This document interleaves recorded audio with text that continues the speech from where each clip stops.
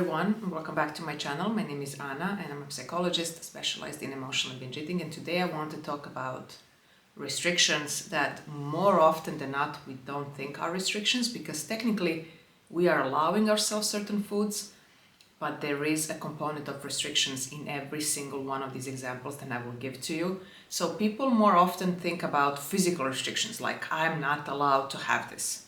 I don't buy it, I don't eat it, I don't consume it. If someone offers to me, I say no. But have you ever thought about different types of restrictions that you are actually doing on a day-to-day basis that are always leading to a binge, because it is the same as a physical restriction. It's just that it doesn't seem to you because you're seemingly allowing yourself to eat those foods. So for example, do you have pancakes without any toppings, any sauces, any condiments, because you are saving your calories? That's one. Do you feel that you need to earn the food through a hard workout? Or do you feel that you need to burn off the calories that you have eaten? These three behaviors always lead to a binge, because it means that you're actually not enjoying the food. It has to be earned, or we need to save calories.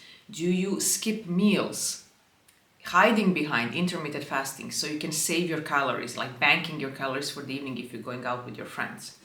Do you order meals that actually are not satiating nor satisfying for you, but they are the lowest calorie option? Or maybe you're ordering something which is the safest option for you, like some safe foods, like, I don't know, green salad with chicken, and you will not overeat on things. But if you order pasta or if you take some bread, then that might lead to more overeating and binging, because those foods provoke in you a feeling that these are not very healthy foods and you shouldn't be eating them. So if you're eating them already, it means that the day's kind of ruined. So you know that you will continue binging on them. Do you feel that you are not allowing yourself to order food because you don't know what's in the ingredients, or at the same breath you're not allowing other people to cook for you or to bring you food because you're feeling anxious? You don't know what are the ingredients, you don't know the calories, you don't know the split macros if you're following that, and you feel overly anxious. Do you feel that you can eat certain foods but only in certain amounts, like I can have one slice of pizza, or I can have half of the brownie? Do you feel that maybe on a given day, if you eat pasta for lunch, you're not allowed to have pasta for dinner because there is a rule, and the rule says you can have those kind of carbs only once per day, or you can have certain foods only on the weekends. You can have certain foods only after every 3 weeks when we have a cheat day. We can have certain foods in a time restricted period, like after 6 p.m. there is no way you're allowed to have any food. Do you see where I'm going with this? So technically you are eating a variety of foods, but you have a lot of rules.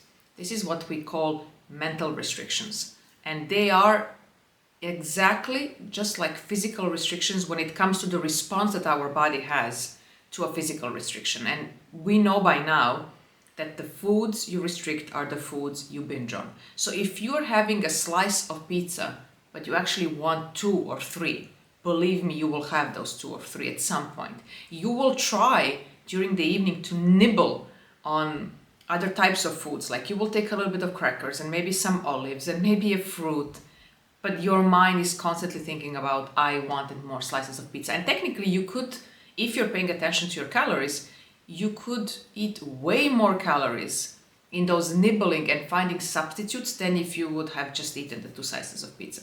Everything that you restrict, whether it's physically or mentally, will lead to some form of feeling of being deprived, not necessarily hungry, but deprived, and you will not be able to stop thinking about that particular food until you have it, no matter how many substitutes you've had in the meantime. The substitute is just that. It's not what you actually wanted to eat. Therefore, you will try as much as you can to delay going for that slice of pizza, but eventually you will. And then comes the most important part.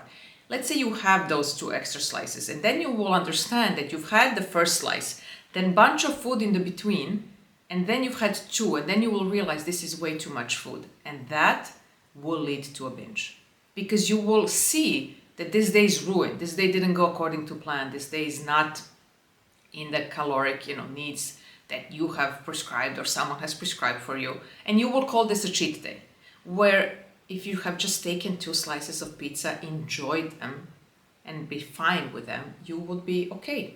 So that's what mental restrictions does to you.